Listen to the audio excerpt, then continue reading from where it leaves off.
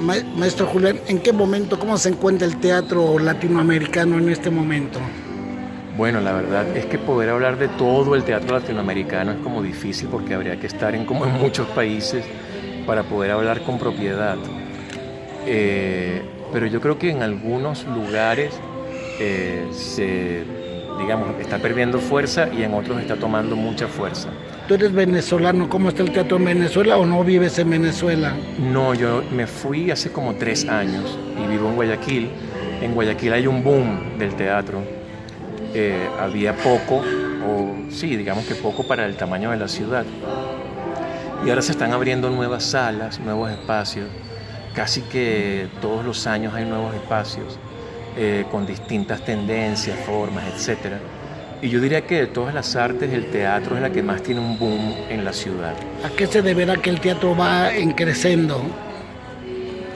Es posible que haya habido como muchos grupos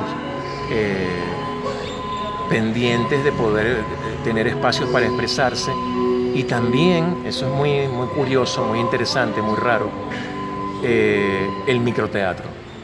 Porque entonces lo que hacen en Guayaquil es que lo mezclan con comida y bebida y la gente va a una actividad muy guayaquileña que es comer y beber.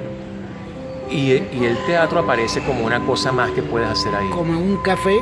Como en un café. Entonces viene funcionando muy bien esa idea. Ahora, entras en el microteatro y es un mini teatrito donde cabrán unas 20 personas, es un espacio muy pequeño, y luego puedes salir, sigues bebiendo, incluso puedes entrar a la sala con la bebida. Y en Guayaquil esto ha funcionado muy bien. A la gente le ha gustado mucho y quizá a partir de ahí ese ha sido el pretexto para nuevos espacios que no solamente son microteatro, sino que hay otras cosas. Abrieron la sala Paulsen, que es una sala muy bonita en una casa patrimonial, con una sala de teatro de cámara. Digamos que una cosa va llevando a la otra. Es como, no importa que la gente lea, aunque lo que lea sea Condorito, porque una vez que lees Condorito pasas a otra cosa, y ahí en ese sentido hay un boom.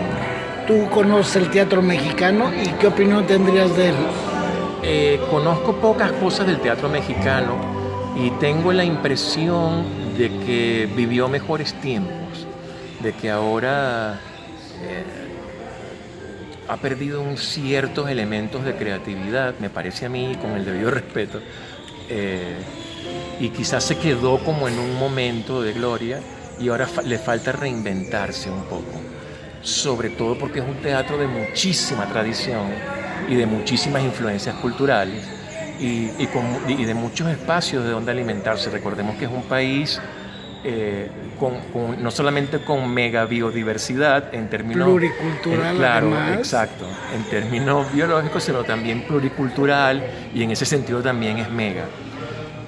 A pesar de tener todas esas enormes posibilidades, yo diría que en este momento no está tan a la altura de las propias posibilidades, ¿sí? No sé si me explico.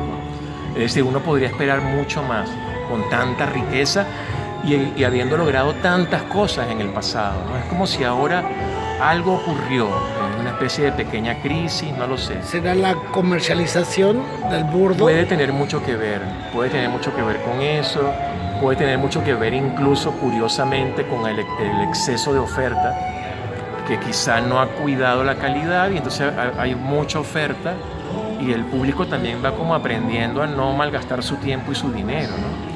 Entonces quizá habrá que retomar un poco, aguantar el caballo y realimentar, ¿no? Es la impresión que me da. Claro. Digo lo mismo, o sea, no he visto tanto ni en tantas partes, pero quizá hay algo de eso.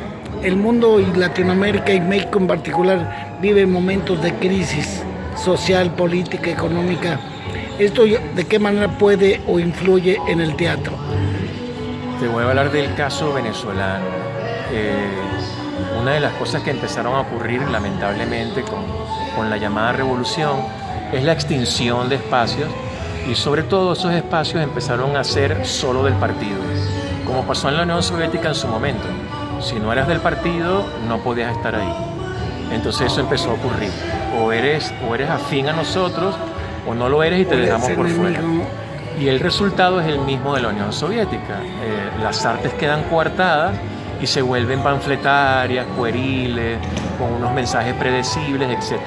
fíjate todo lo que ocurrió con las artes y compáralo con la Rusia de antes, ¿no? Lo que ocurrió en el periodo de la Unión Soviética.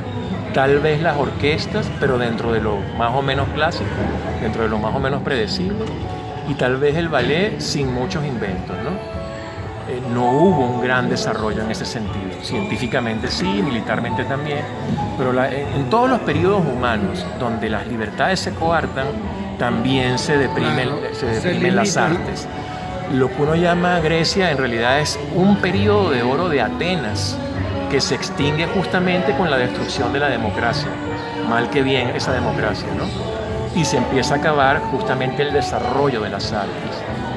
Maestro, háblame brevemente de la obra que presentas hoy en Halban. ¿Cómo se llama? ¿Cuál es el autor? ¿Y de qué se trata la temática? Ok. La obra habla de una relación de pareja. Ella es la actriz, por cierto. Ahí la tienen. Hola. Hola. y él es el actor, mira. ¿Es el golpeador? Exacto. No, mentira, no se golpean. Es una relación de pareja. El conflicto principal es que ella quiere que él se vaya, pero a la vez quiere que se quede y se las ingenia para que se quede, y a la vez él quiere irse y a la vez busca pretextos para quedarse, ¿no?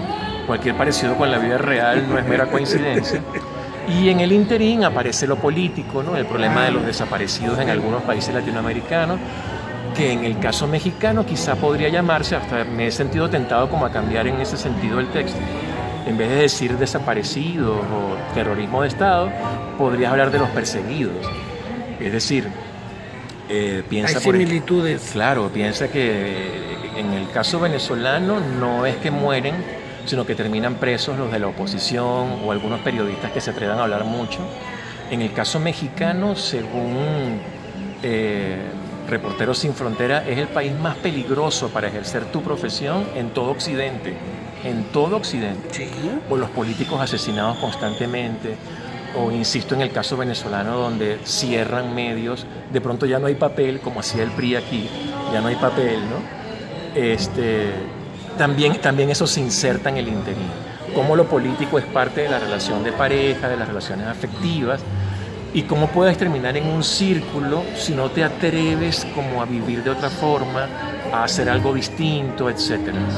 La obra la escribí yo, la escribí hace mucho tiempo, ganó un premio y me permitió por primera vez vivir solo, gracias al premio metálico de la obra, y se ha venido montando tanto en Venezuela como es la obra mía que más ha viajado. Se montó en Venezuela, en Puerto Rico hay una versión de un corto, en Chile nos fuimos de gira, en Argentina, ahora aquí en México, y una de las experiencias más interesantes fue Inglaterra. Una directora británica decidió tomar la obra, la tradujimos entre varias personas, con actores británicos, le cambiaron ciertas cosas, el aspecto político, ellos lo que hacían era poner videos de Chávez porque le llamaba mucho la atención el populismo tan extraño de Chávez y a la vez tan común en Latinoamérica. Y bueno, eso, la escribí hace mucho tiempo y en todo ese tiempo que se ha venido montando, por diversos grupos y por mí mismo, ha venido cambiando, y esta es una última versión donde además participan los actores que son mexicanos, son de Querétaro. A mí me encantaba la idea de que dejaran ciertos mexicanismos porque muchos mexicanos no saben la enorme influencia de México sobre Latinoamérica. O sea, la importancia del mariachi en Colombia, en Venezuela, las películas que luego fueron eclipsadas por el cine norteamericano, pero el cine mexicano tuvo una gran influencia, la televisión, etc. Y me encantaba que hubiera mexicanismo, ¿no?